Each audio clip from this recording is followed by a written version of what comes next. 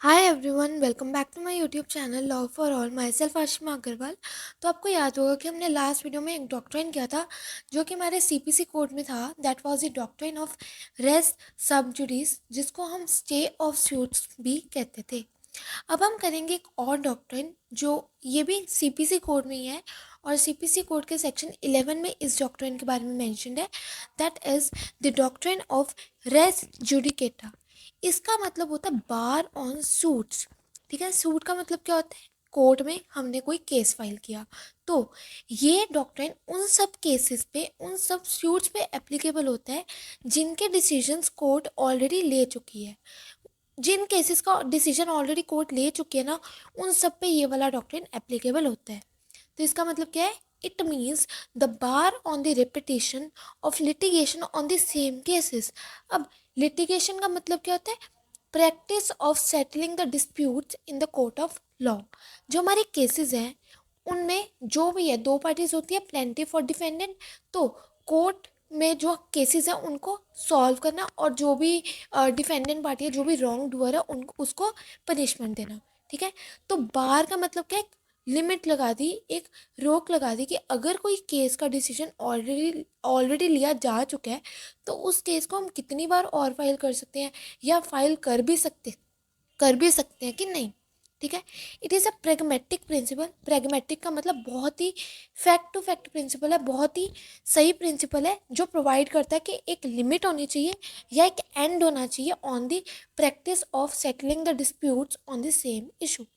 एक ही केस को अगर हम, एक ही इशू को अगर हम बार बार ही कोर्ट में लेके जाएंगे तो क्या होगा?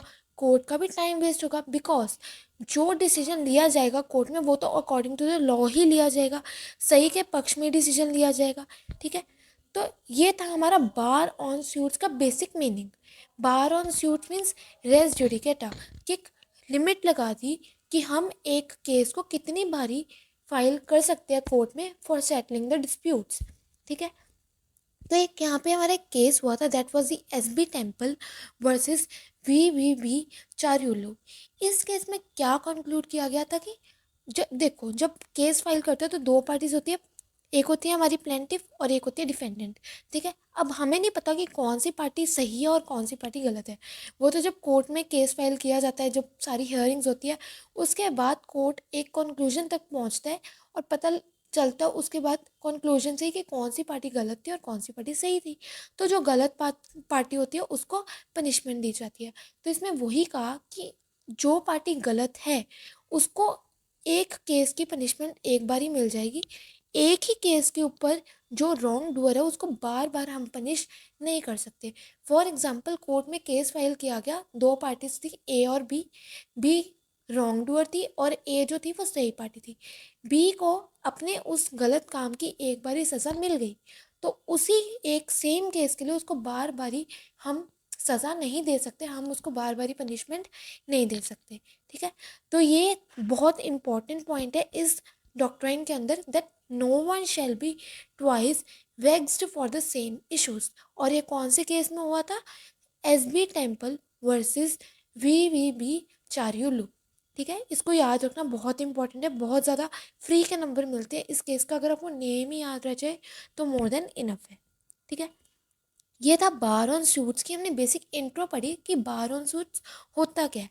अब बेसिक रिक्वायरमेंट्स क्या है, क्या क्या रिक्वायरमेंट्स होनी चाहिए कि हम कैसे पता लगाएंगे कि कोई पर्टिकुलर केस में doctrine of res judicata apply हो रहा है। तो क्या बेसिक रिक्वायरमेंट्स है? पहला कि टू सूट्स, सूट मतलब cases, two cases filed at two different time. दो केस फाइल किए गए दो अलग अलग टाइम पे और दो अलग अलग कोर्ट्स में। ठीक है, कोर्ट्स चाहे एक ही सेम ही कोर्ट में क्यों ना हो, बट दो अलग अलग टाइम होना बहुत ज़्यादा ज़रूरी है। ठीक है, सेकेंड पॉइंट इज, दोनों जो दो सूट्स फाइल किए गए दोनों के मैटर सेम थे, इश्यूज सेम थे। जो हमने पिछला, जब हमने डॉक्ट्राइन ऑफ रेस सब्जुडिस किया था तो उसमें हमने केस लॉ पढ़ा था ना, MS Wings Pharmaceuticals and MS Swan Pharmaceuticals. वही कि उन्होंने भी सेम ही केस अलग अलग कोर्ट में फाइल कर दिया था, वही वाला पॉइंट यहाँ पे आ गया। Then both the parties are same, जिन दो पार्टीज़ ने सूट फाइल किया है वो दोनों पार्टीज़ सेम है, प्लेंटिफ की भी और डिफेंडेंट का भी की भी। And fourth point is previous suit का जो डिसीजन है वो ऑलरेडी लिया जा चुका है। जो सूट पहले फाइल किया गया था पहले कोर्ट में, उसका डिसीजन ऑलरेडी लिया जा चुका है।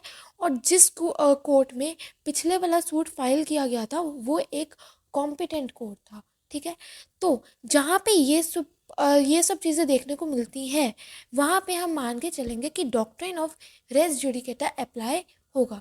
क्या क्या कि दो सूट फाइल किए गए दो अलग अलग टाइम पे। ठीक है, दोनों पार्टीज सेम थी, इश्यूज भी सेम थे। जो प्रीवियस सूट फाइल किया गया था जिस कोर्ट में उसका डिसीजन ऑलरेडी लिया जा चुका है। और जो जिस कोर्ट में पिछले वाला सूट फाइल किया गया था वो एक कॉम्पिटेंट कोर्ट था। ठीक है, तो ये थी basic requirements. And the last is public policies. अब देखो, कोर्ट में कोई केस फाइल किया जाता है तो जो कोर्ट है वो डिसीजन सिर्फ केस की जो दो पार्टीज है प्लेंटिफ और डिफेंडेंट उनको देख के नहीं लेती, वो पूरी पब्लिक को देख के हर किसी केस का डिसीजन लेती है। बिकॉज एक ही केस से रिलेटेड कितने सारे केसेस होते हैं। अब इतने सारे हम केसेस देखते हैं, लैंड से रिलेटेड होते हैं, कितने सारे आजकल गर्ल्स हेरेसमेंट से रिलेटेड होते हैं।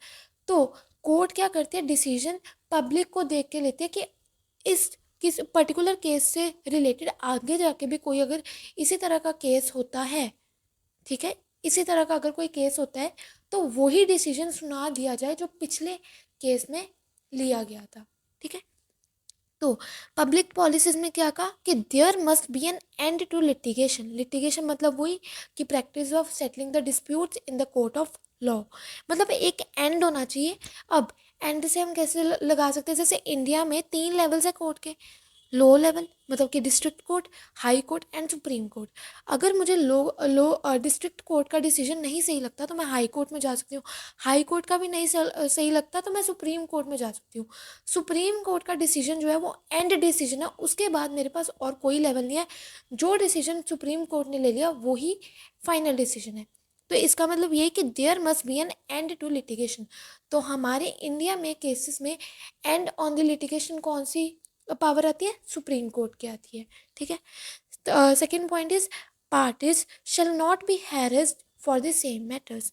पार्टीज को हैरेस नहीं किया जा सकता सेम मैटर्स के लिए। ठीक है, अगर पार्टीज चाहे, मुझे अगर लो कोर्ट का डिसीजन नहीं है सही लगा डिस्ट्रिक्ट कोर्ट का तो मैं हाई कोर्ट में जा सकती हूँ।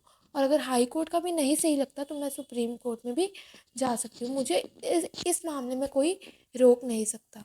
ठीक है, because it is my right कि मुझे इनका डिसीजन नहीं सही लगा तो मैं अपर लेवल पे अप्रोच कर सकती हूँ। ठीक है, the last point is court time and the court resources should not be wasted over the matters that are already decided in a former suit. वही जो हमने रेस्ट सब्जुडिस में पढ़ा था कि कोर्ट का टाइम, कोर्ट के रिसोर्सेज नहीं वेस्ट होने चाहिए ओवर द मैटर्स जिनके डिसीजंस ऑलरेडी लिए जा चुके हैं इन द फॉर्मर केस या फॉर्मर सूट। अब इसमें इस पॉइंट का क्या मतलब हुआ कि हमने देखा था ना बेसिक रिक्वायरमेंट क्या थी कि 2 बारी केस को फाइल किया गया 2 अलग अलग टाइम पे। तो जो केस पहले फाइल किया गया था सेम इशू था, सेम पार्टीज थी।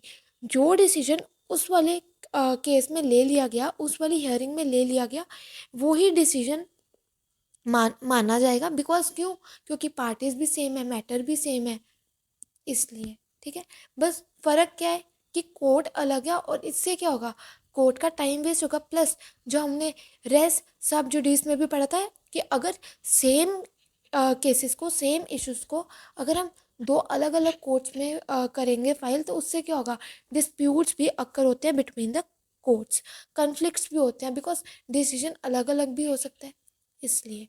ठीक है, तो ये था हमारा डॉक्ट्रिन ऑफ रेस जुडिकेटा। क्या था कि ये उन केसेस पे एप्लीकेबल होता है जिनके डिसीजंस ऑलरेडी लिए जा चुके हैं। और इसमें बेसिकली इन्होंने बताया है कि there must be a limit and there must be a end on the litigation of the same issues. Basic requirements देख ली। बहुत इंपॉर्टेंट केस है इसमें S B temple versus V Charyulu, जिसमें उन्होंने कहा था कि कोई भी पर्सन को हम एक से ज़्यादा बार पनिश नहीं कर सकते एक सेम केस के लिए। ठीक है, अगर उसे किसी इलीगल या रॉन्ग वर्क के लिए एक बार ही पनिशमेंट दी जा चुकी है तो उसको दोबारा हम पनिश नहीं कर सकते। ठीक है। तो ये था हमारा डॉक्ट्राइन ऑफ रेस जुडिकेटा। तो आई होप आपको ये वाला डॉक्ट्राइन भी बहुत अच्छे से क्लियर हो गया होगा। इसके रिगार्डिंग अगर आपको कोई भी डाउट है तो आप कमेंट सेक्शन में ज़रूर डालना। ठीक है। And do not forget to like share and subscribe to my channel for more updates. Thank you and have a nice day.